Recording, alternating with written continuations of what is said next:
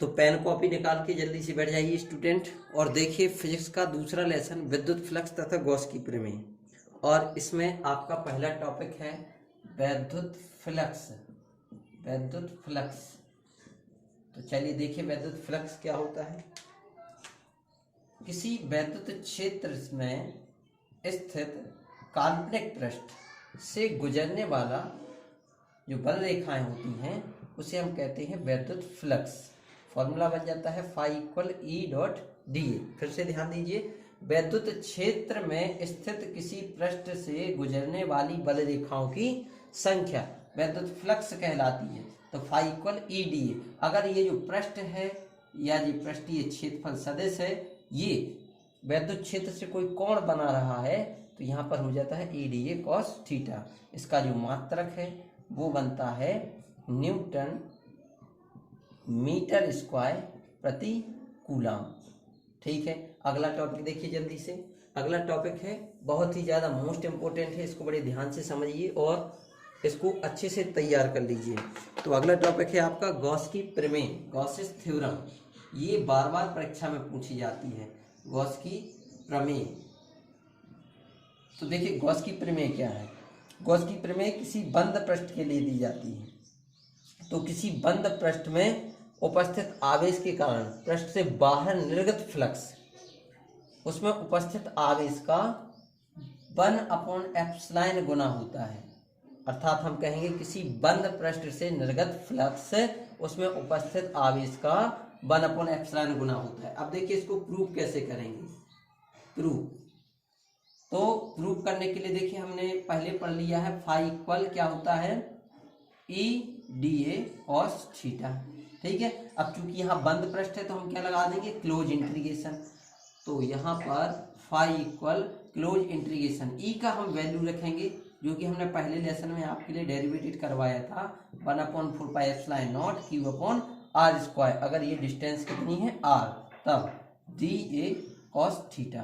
ठीक है, phi equal, अब देखो क्लोज इंटीग्रेशन किसका होगा, D A cos theta upon r² का। तो 1/4πε0 क्यू को हमने बाहर कर लिया, close integration D A cos theta upon r²। और आपको ध्यान रखना है D A cos theta upon r² का मान 4π होता है। ठीक है, तो ये मान हम यहाँ 4π रखेंगे। तो 1/4πε0 क्यू इंटू 4π, 4π से 4π कैंसिल हो गया, फाई इक्वल आगे Q/ε0। यही गॉस की प्रमेय है, यही हमें प्रूव करना था। ठीक है, जल्दी से चलिए अगले टॉपिक पर, जो कि गॉस के नियम के अनुप्रयोग में बहुत ही ज़्यादा बार पूछा जाता है, और वो है अनंत लंबाई के चालक तार के कारण विद्युत क्षेत्र की तीव्रता। अनंत लंबाई के एक समान रूप से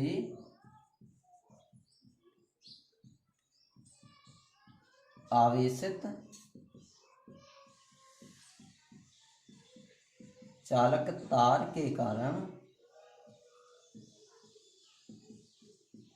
विद्युत क्षेत्र की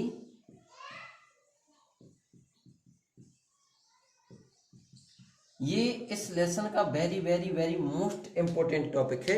इसको बड़े ध्यान पूर्वक समझिए। हमारे पास एक अनंत लंबाई का एक समान रूप से आवेशित चालक तार है, अर्थात बीच में हम यहाँ पर प्रत्येक पॉइंट पर प्लस प्लस से डिनोट करेंगे और बाहर एक कल्पना करेंगे किसकी, गॉसियन पृष्ठ की। गॉसियन पृष्ठ की कल्पना कर ली। अब यहाँ से देखिए जो निर्गत वैद्युत क्षेत्र होगा ये इस तरह बाहर की ओर होगा, और यहाँ पर जो क्षेत्रफल सदिश होगा वो भी बाहर की तरफ रहेगा। यहाँ अगर क्षेत्रफल सदिश देखे जाए तो लंबवत रहेगा, और यहाँ पर वैद्युत क्षेत्र जो रहेगा वो इस तरह से समांतर रहेगा। तो यहाँ पर ध्यान रखना है कि एक दूसरे के लंबवत हैं, और लंबवत हैं तो यहाँ पर निर्गत फ्लक्स कितना होगा, phi equal E D A cos theta. और यहाँ कॉस थीटा का वैल्यू कितना रखना है 90, और कॉस 90 का वैल्यू 0 होता है, तो यहाँ फाई इक्वल कितना हो जाएगा 0। तो इन बिंदुओं पर तो हो जाएगा फ्लक्स कितना 0। अब जो पैरेलल बनता है, जो समांतर घटक बनता है, उसके लिए हम गॉस की प्रमेय से विद्युत क्षेत्र की तीव्रता ज्ञात करेंगे। ठीक, तो ये आपको केवल ध्यान रखना है। फिर इसके बाद इस बिंदु के लिए विद्युत क्षेत्र की तीव्रता। तो फाई इक्वल हमारे पास गॉस की प्रमेय आई थी, close integration E D A cos theta equal Q upon epsilon not.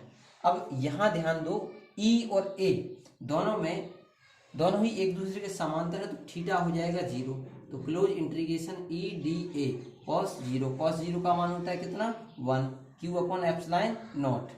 अगर ये जो लंबाई है जहां हमने गॉसियन पृष्ठ माना, ये लंबाई अगर एल है तो इतने का जो रेखीय आवेश घनत्व होगा लैम्डा बराबर वो होगा क्यू अपॉन एल। तो क्यू बराबर बन जाएगा लैम्डा इंटू एल। यहाँ क्या रखेंगे हम, close integration E D A cos 0 का वैल्यू 1 हो गया, यहाँ lambda L upon epsilon not.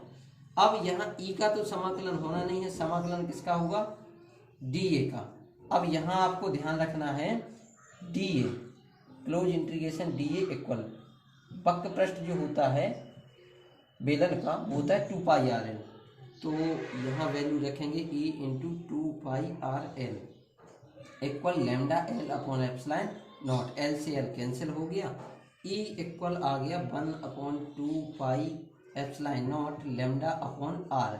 यहाँ पर हम 2 का ऊपर नीचे मल्टी कर देंगे, गुणा कर देंगे, तो 1/4 pi epsilon naught 2 lambda upon R, ये बन जाएगा। ठीक है, जल्दी से देखिए अगला टॉपिक, और वो टॉपिक है एक समान रूप से आवेशित अचालक चादर के कारण विद्युत क्षेत्र की तीव्रता। एक समान रूप से आवेशित अचालक चादर के कारण विद्युत क्षेत्र की तीव्रता।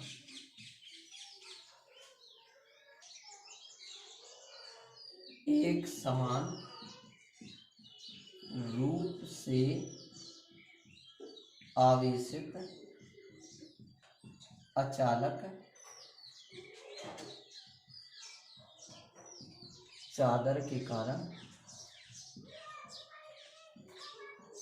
विद्युत क्षेत्र की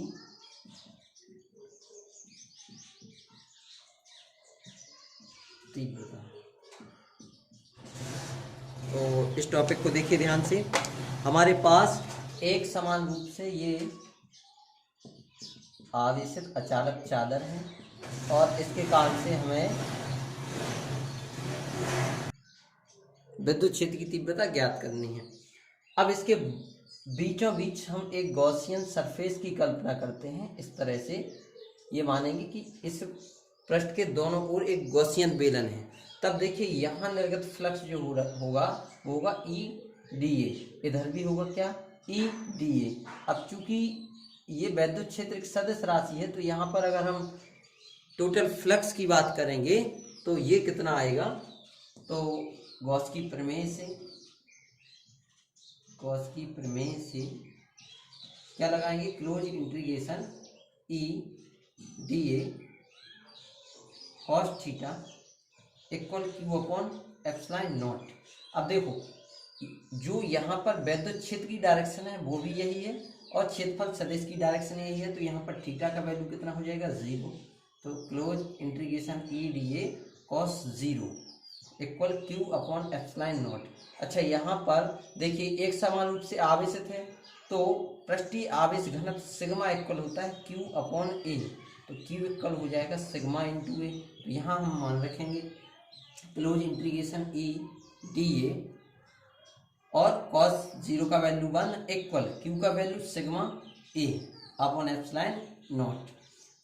अब देखिए यहाँ पर जो संपूर्ण क्षेत्रफल होगा पृष्ठ का वो कितना हो जाएगा ए, तो a into a equal sigma a upon epsilon not.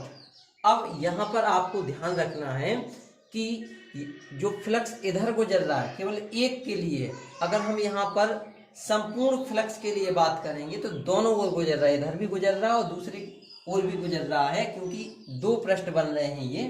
तो यहाँ पर जो टोटल होगा वो कितना हो जाएगा, तो यहाँ पर हम साथ में 2 का गुणा लेके चलेंगे, 2 का गुणा लेके चलेंगे क्योंकि 2 पृष्ठ हैं।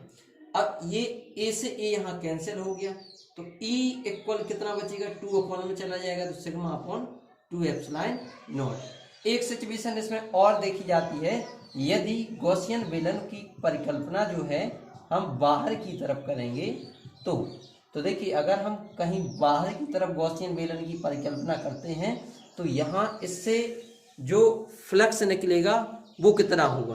तो देखिए इसमें जो एंटर करने वाला फ्लक्स है और जो यहाँ आउट हो रहा है, तो प्रवेश करने वाला जितना फ्लक्स है उतना ही निर्गत भी हो जाएगा। तो यहाँ पर जो वैद्युत क्षेत्र की तीव्रता बनती है वो बनती है 0। आप ध्यान रखेंगे हमेशा कि अगर किसी बंद पृष्ठ के बाहर आवेश है तो उससे निर्गत फ्लक्स 0 होता है, और फ्लक्स 0 होगा तो वैद्युत क्षेत्र की तीव्रता भी 0 हो जाएगी।